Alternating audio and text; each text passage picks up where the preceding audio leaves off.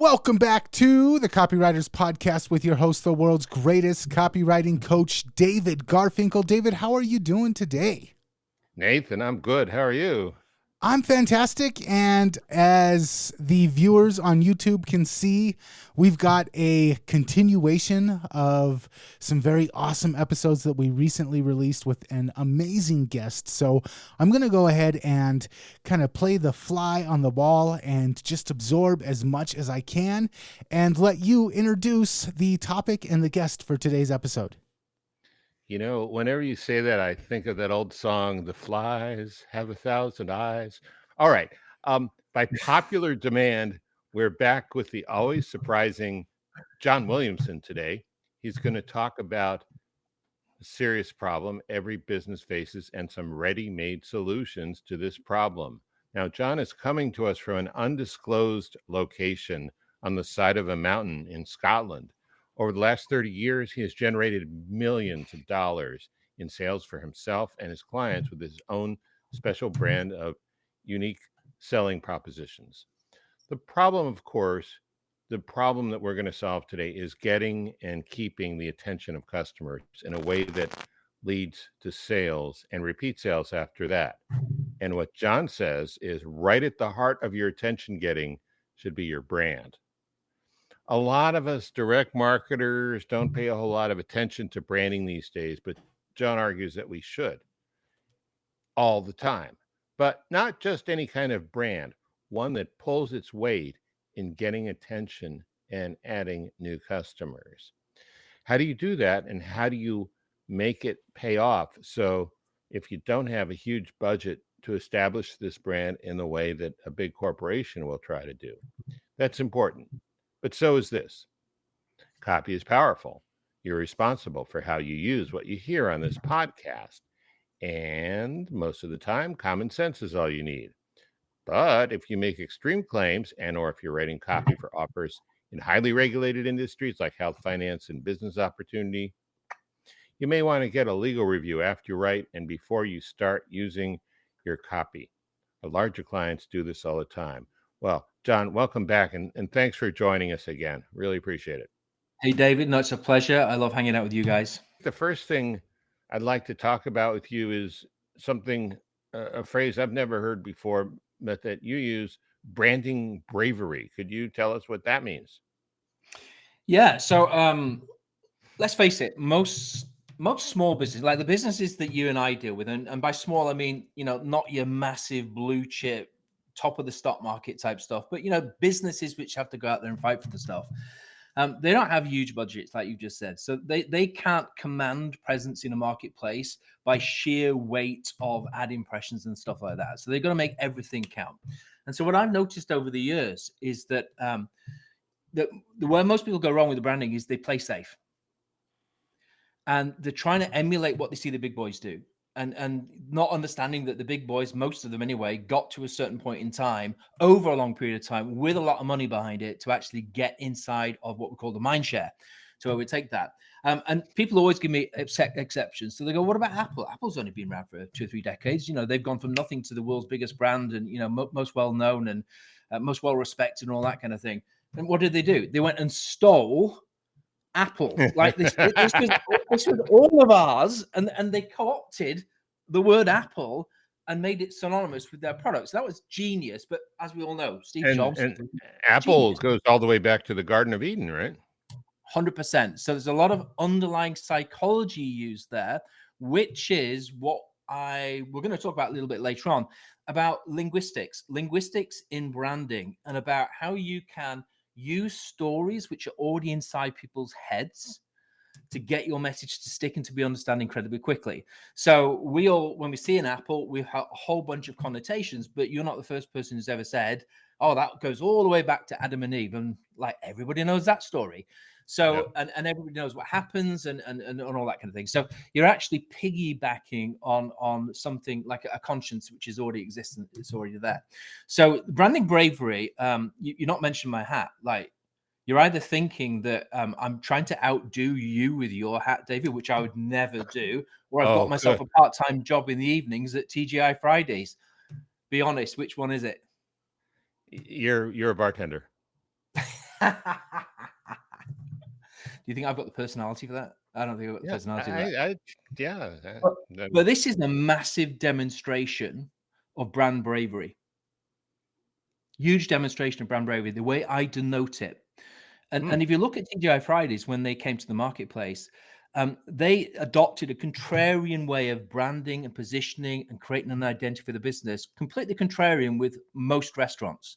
So if you're going to open a restaurant, you name it Bob's Burgers or Best Burgers in Town or whatever, you go down those routes where you try to describe the product or the service and the quality aspect or the position in that marketplace. And they were really clever. Think about what they did.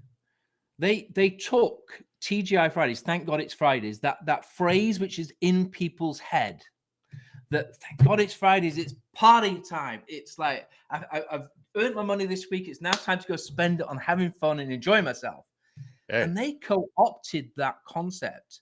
So just like Apple did by taking a story which had already pre-existed and then putting themselves in, they did exactly the same thing. So they took, thank God it's Friday, they shortened it, abbreviated it down, TGI Fridays, nice and snappy.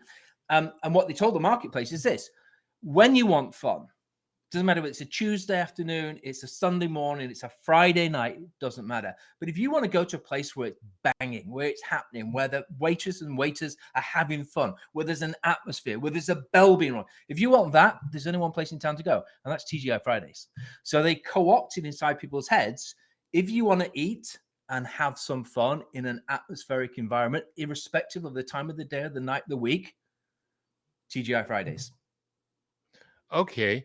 So you have claimed, and I'd really like you to explain this, that any business, no matter how boring the industry, can be decommoditized through branding. Now, obviously, bars and restaurants are not a boring industry, but what do you mean by that? 100%. How do you feel about butter? Butter's pretty boring, isn't it? Butter is In boring. butter's I butter. like it. I like Irish butter, but it's not Yeah, the most exciting. I never think about it. yeah. Unless you're But once Marlon you've landed Brando, on it, we don't want to go there. Okay. but once you've landed on it, it's like butter's butter. That's it. It's a commoditized thing. You have an idea of price in the marketplace. You have a preference, and it's very hard to break that brand preference once it's in place. Mhm. And going back, like, I'm going to guess here, 20, 30 years ago, early 90s, when they were trying to get us to be more health conscious, and it was all in vogue about spreads and this, and the market polarized itself into spreads, margarines, and butter. And so the fight became not between the butters, but between margarine and butter. And the scientists, the clever guys, were trying to figure out how they could get in the middle and create a buttery type substance that had all the health benefits less of the non-health benefits of butter in the margarines, etc. And so they tried. All sorts of brands came to the marketplace. It was really hard to get inside people's heads. It was really hard to find that mind share and to occupy a space in people's brains. And it really is about occupying a space. You almost got to squat and like, you ain't going. Like, I'm here. I ain't going nowhere once I've got my entry. Until these guys brought this out. Oh, I can't believe it's not butter. Interesting. I mean, boom. And again, brand bravery.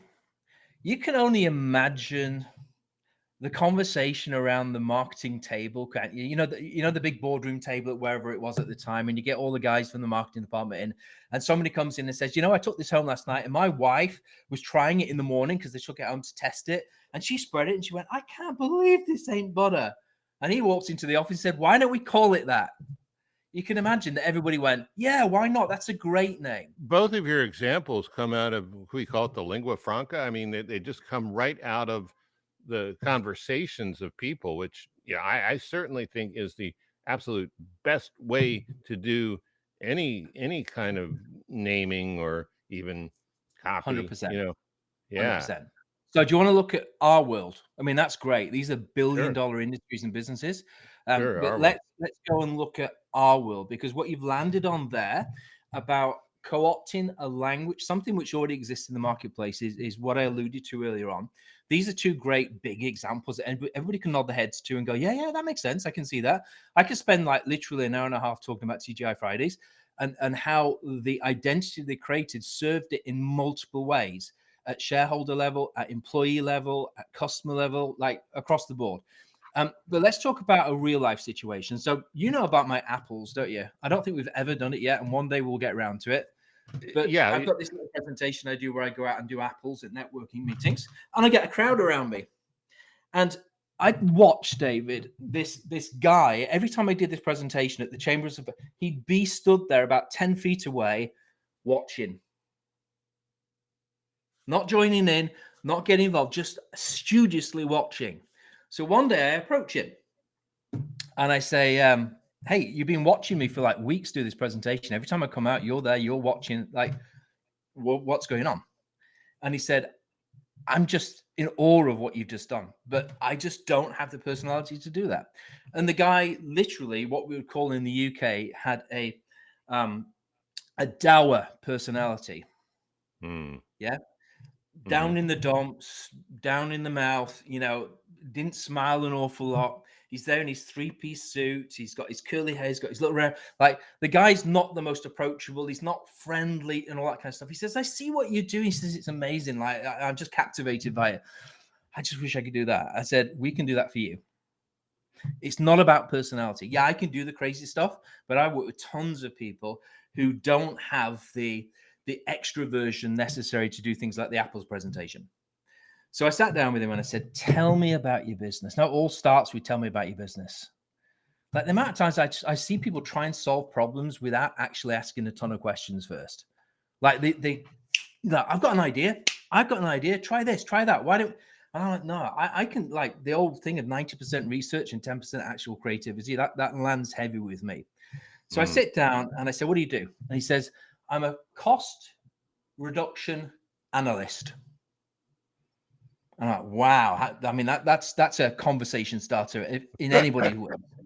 I said, what the heck does that mean? And he says, well, I go into organizations and I help them save money on their fixed costs, on the overhead costs and things like that. I go, oh yeah, I know what you do. You help them with their electric bills, you help them with the telephone. He went, no. He says that's the average everyday stuff.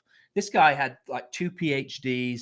He had a computer science degree. Like, this guy could go in and analyze a business, project manage it inside his head, figure out what was going on, figure out attitudes psychographically to I'm like blown away. Like, I've never met anybody like you before. You must be like raking it in. I just can't seem to get people to buy into it. I have meetings. They say it's interesting, but nobody actually makes anything happen. So I said, okay, so tell me a little bit about your sales process. So here's the magic bit.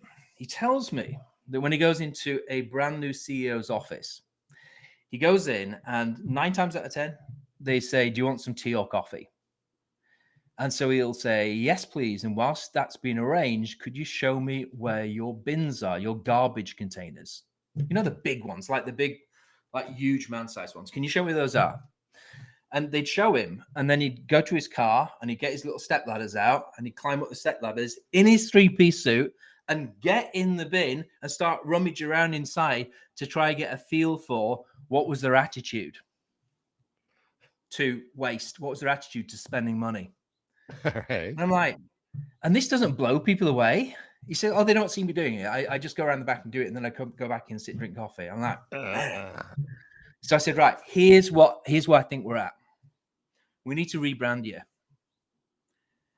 And he said, what are you thinking? And I said, I think we should call you the Professional Scrooge. Oh, nice. Like, boom. He's there with his 3-piece suit. He looks all that part. We've got the professional image, but then we take the cost reduction analyst bit and we've turned it into Scrooge. Now, have you ever heard of Scrooge before?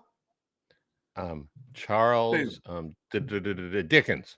Yeah. So we've all got it in our head already. Like, when we say professional Scrooge, there's hardly a person alive who does not in that moment imagine some form of Dickens-esque type scenario situation, understands the Scrooge-like nature of that personality, looks at him and thinks, you do look a bit Scrooge-like because you've got a dour attitude. And so it fits. Does that make sort of sense? Yeah. So he said, yeah. wow, That's brilliant. like, man. Yeah. And I went, but I've got a little bit more. We're not going to stop there. Now, here's the thing with branding, with identity, with personal brands for smaller businesses. You got to layer them. So you don't just take a name. The name's so important. Get that name in place. And you're looking for something that literally piggybacks on something which is already in people's heads. And then I said, here's what I want you to do. And I'm like thinking real fast. I said, here's what I want you to do. David, you know what that is, don't you? Wheatos. I've never It's seen a that cereal brand box. before, but it's a cereal box, yeah. It's a cereal box. I said, you need to go get yourself Pritt Stick. I think you guys have that in the States, yeah? You need to get yourself some scissors. What's a Pritt stick? Is that glue? Is that glue? Yeah, it's sticky glue. You just quickly whip it on and it gets real sticky real fast. And I said, here's what I want you to do. I want you to go and cut the boxes up. And I don't think you're going to do it, but this is the plan. Cut the boxes up into business card size pieces. Because the professional Scrooge would not waste money going out and spending money on fancy professional stuff, would he? That is so good. No. I love that. So we chop it up. So on the back of each one, there's a Kellogg's Cornflakes logo, emblem, something like that going on. I said, here's what we're going to do with the front. Now, as part of my conversation with him, I discovered that his wife was really good at doing pen and ink caricatures. And this guy was really cool because he had the little glasses and the big bobbly wire hair. So it was dead easy. It was easy to characterize in pen and ink. So I said, here's what I want you to do. We take your business card and we do a little pen and ink over there of you with your curly mop of hair and your little glasses. Still can't draw. And then what we do is we go get a penny. And if we can't get a shiny penny from the, just out your pocket, go to the bank and ask them for some brand new pennies. So cents, pennies, whatever they are. And we're going to stick it on the business card. And then around it here, you're going to write, when you look after the pennies, the pounds look after themselves. Oh, my You've heard that one before, right? Well, and we say when you look after the pennies, the dollars look after themselves, but it's the same idea. Cool. You get the concept, yeah? It's in people's heads already. It's a wives' tale. It's got a history to it. You're not making it up. It's something they can rely back on in terms of, do I understand what the concept is here? Yeah. So we create these little business cards, and eventually he has his kids on a Saturday morning, cutting out stuff. And I say, because here's the deal. These things become collector's items. Absolutely. Like the guy's out and people are walking up to him and saying, can I have one of your cards? Because the guy over there has told me about how amazing they are. And so I'm always talking about conversational currency. And the biggest thing if you're running any kind of business, now this could be somebody who's got 20, 30, 50 employees who are all out there pitching and looking for business. And I say, it makes no difference. This is a one-man band, but it could be anything bigger than that. You got to have conversational currency. Like your brand has to be talked about. You want to be in a situation where other people would rather talk about your business than their own business. When I go out with my apples, people literally don't tell people around them about their business. They point people to me and say, you should go see that guy with his presentation. It's amazing. The same with him, with his stuff. Go and check him out. Now, I said there's layers. Do you want to hear the next layer? And here's what I did next. I said, pull your pocket out. And he went, what? I said, pull your pocket out, your trouser pocket. So he pulled his trouser pocket out, and I took the corner and I cut it off. And I said to Stacy in the hotel, I said, Stacy, can you go get us a handful of pennies, please, from the till? So she came back with a handful of pennies. And I said, pretend you're networking, stand up with me now. And I said, what I want you to do in future is when people start talking to you and you present the business card and they're like, boom. Like on every sensory level, they're like popping. I said, I want you to drop a penny out of the hole in your pocket and reach down and pick it up and say, oh, look, there's another one. I find them everywhere. I love this. This is so good. And so you can see where we've layered it and we've created a storyline. We've embedded it in people's minds. Like you're not going to forget that story for the next 10 years. No. You're not going to forget the levels of the story. It's occupied this position in your head whereby if you ever wanted that, then you'd know where you could go, etc. And so we've gone from being like bland, boring, like just uninspired. You've gone to something where people are being entertained. Now we've I think we talked about this at least once in the previous episode we did there, David. Edutainment, entertainment. We're in the entertainment age. If people, if you're looking for attention, then entertain them. I don't care what the scenario is, whether you're a CPA, and I do a thing with CPAs with colored bowler hats on their boardroom table.